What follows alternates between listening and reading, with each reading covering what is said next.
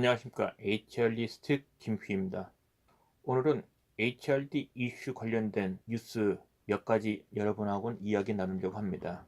11월 되면은 큰 기업 중심으로 임원 인사가 발표됩니다. 그룹 같은 경우는 계열사 사장단이 바뀌고요.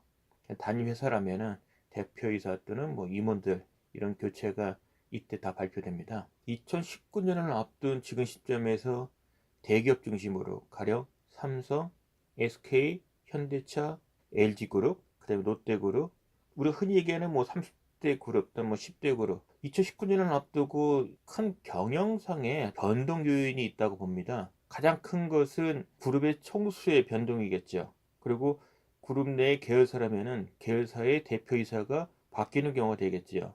올해는 이와 같은 측면에서 현대차도 그룹의 경영권이 정의선 부회장한테 옮겨가는 그런 첫 해가 될 가능성이 크고요. 그 다음에 LG그룹은 이미 공식적으로 그룹 승계가 됐고요. 그 다음에 롯데그룹, 작년에 이제 신동빈 그룹 회장이 이제 취임하면서 창립 50주년을 맞이해서 새로운 롯데 50주년을 이제 선포했지만 구속 사건이 발생이 됨에 따라서 잠시 주춤했다가 올해 구속 상태에서 벗어나서 경영에 이제 복귀했는데요.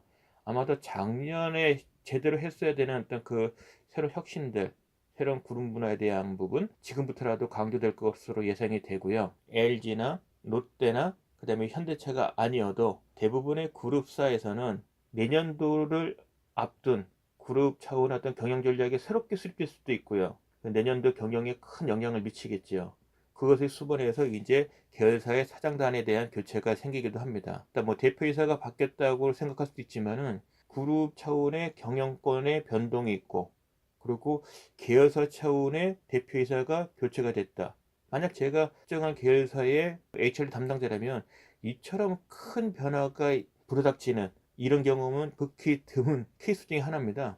아까 이제 LG그룹의 LG화학 HR 담당자라면 그룹 문화의 변화, 그 다음에 LG화학의 새로운 대표이사 취임에 따르는 단일 기업의 그룹 문화 나누고자 합니다. HRD 이슈 관련되는 뉴스를 말씀드리면서 제가 드리고 싶은 말씀의 결론 사실은 요 멘트입니다.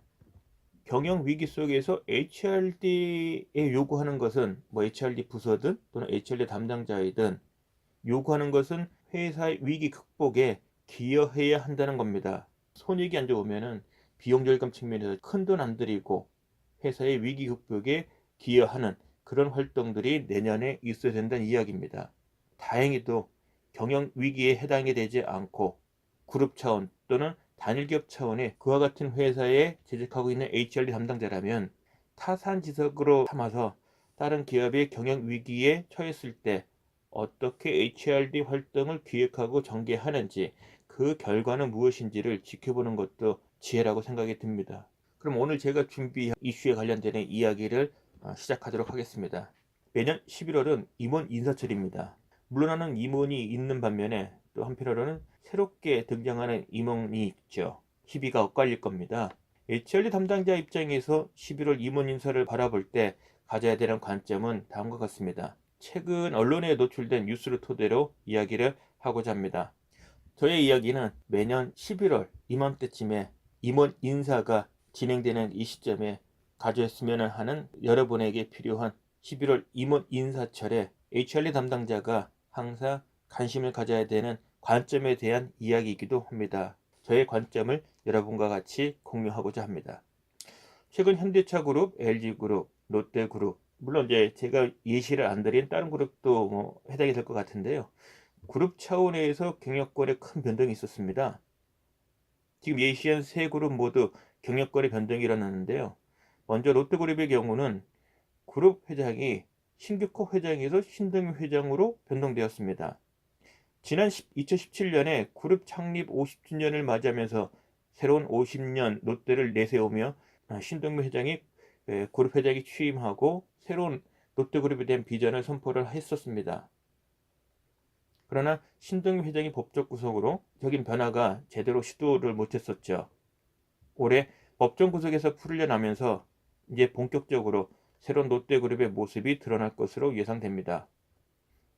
그런 측면에서 오늘 뉴스에 롯데그룹의 인적 쇄신에 관련되는 뉴스가 이제 나타나기 시작했습니다. 다른 그룹, 현대차 그룹도 그룹 경영권이 정기선 수석 부회장으로 힘이 실리고 있는 중입니다. 그런 과정 속에 올해 임원 인사가 세간의 관심을 끌고 있습니다. 특히 정의선 부회장은 최근에 그룹 차원의 새로운 경영 전략을 발표를 했습니다. 기존과 큰 변화를 포함하고 있는데요. 이에 따라서 그룹 계열사 대표이사들의 큰 변동이 있지 않을까 예상은 듭니다. 그리고 LG그룹. LG그룹은 올해 그룹 경영권이 구광모 회장으로 옮겨가면서 LG그룹의 변화가 생길 것으로 예상이 되었습니다.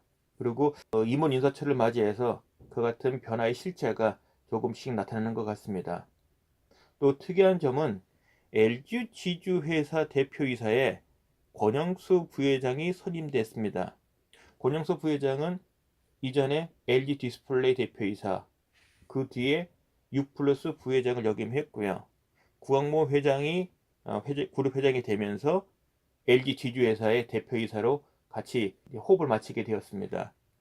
이 LG그룹의 인사에 있어서 특이점 부분이 언론을 통해서 보면은 그룹에서 계열사 사장을 외부에서 수요를 잘 하지 않는 그런 그룹 문화에서 이제는 순수주의에서 벗어나서 외부의 유능한 대표이사를 LG 주역사의 대표이사로 교체하는 그런 경우가 발생이 됐습니다.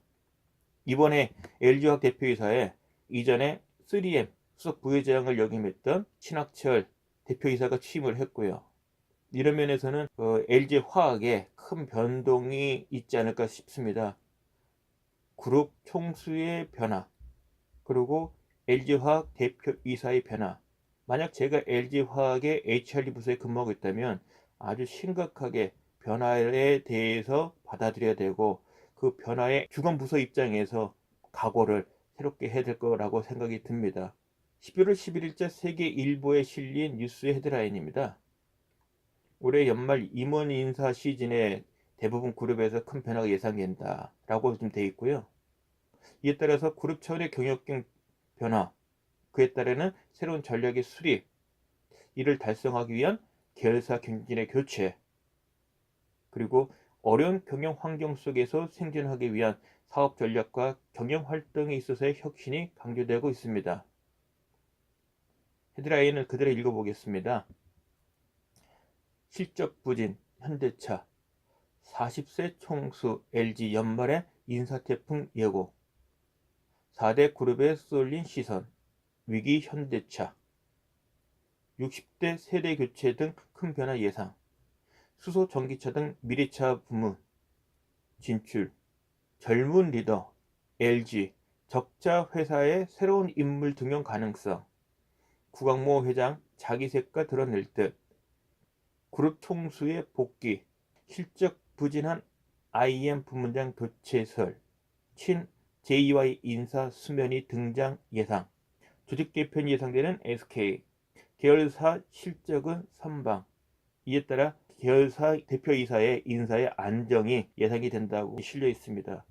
11월에 그룹 계열사의 임원 인사가 끝나면 곧바로 연말까지 새로운 대표이사 체제 속에서 새로운 비전과 중장기 경영 전략이 수립되어야 합니다. 11월에 그룹 계열사의 임원 인사가 끝나면 곧바로 연말까지 새로운 대표이사 체제 속에서 새로운 비전과 경영 전략 수립이 예상됩니다. 일상적으로 새로운 한 해를 맞이하는 것이 아니라 전혀 새로운 경영 전략의 첫 해를 맞이하는 셈입니다. 전략의 구체적인 실행을 위한 관점에서 HRD 부서 또는 HRD 담당자에게 중장기 전략적 인지 육성 체계 수립과 내년도 인지 육성 수립을 요구할 가능성이 큽니다. 안타까운 점은 올해 하반기 채용이 종료되면 내년 1월부터 입사하는 신입사원을 대상으로 교육이 실시되어야 합니다. 이때 필요한 핵심적인 교육 내용이 회사의 경영 전략과 조직 문화이므로 교육 내용의 확정이 오는 연말까지 끝내야 된다는 이야기입니다. 사업 전략의 변동은 새로운 조직이 등장 또는 기존 조직 간의 통폐합이 예상됩니다. 이 경우 새로운 조직으로 거듭나기 위해 여러 조치가 필요하고요. 이를 또 뒷받침할 수 있어야 됩니다. 전사 차원의 조직 문화 정립과 별개로 새롭게 출범하는 신설 사업부 또는 통합된 부서에 대한 조직의 안정화 조치도 필요합니다. HRD 부서가 아닌 HRD 담당자로서 앞서 언급한 일을 혼자서 수행한다면 정말 난감한 경우입니다. 하지만 위에서 언급한 그룹의 계열사라면 HRD 전담 부서가 있을 가능성이 큽니다.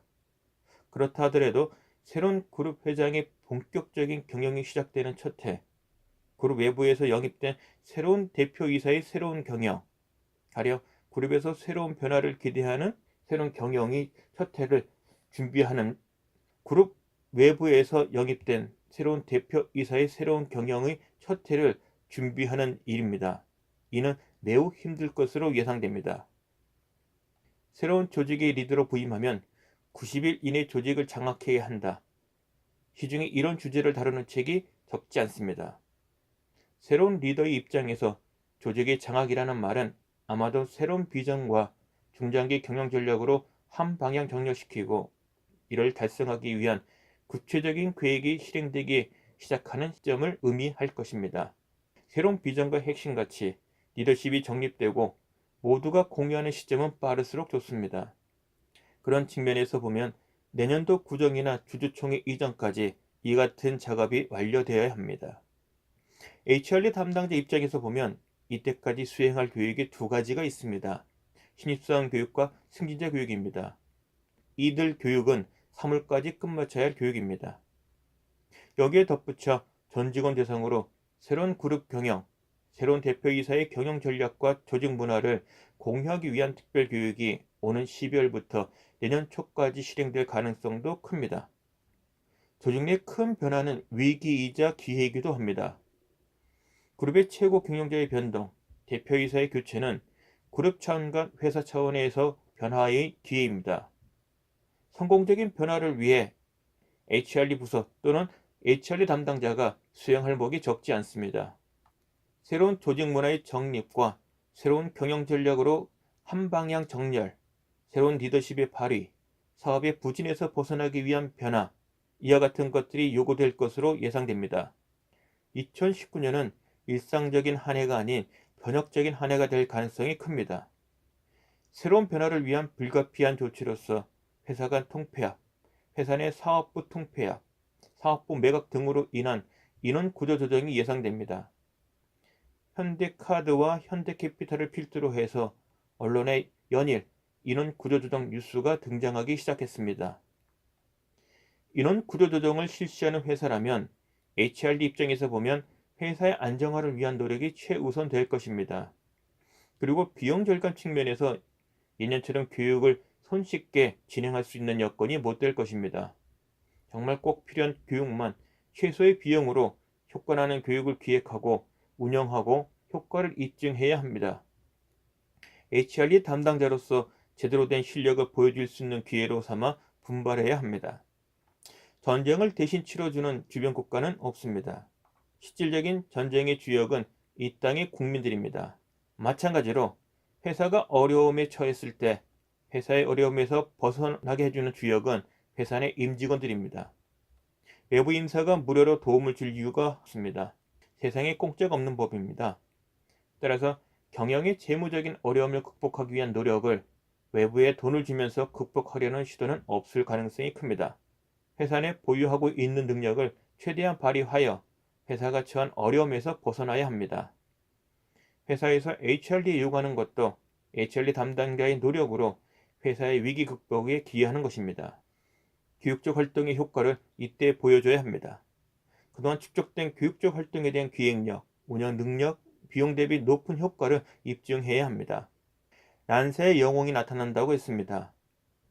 회사가 어려움에 처하면 회사 내 인재풀 중에서 옥석이 보입니다.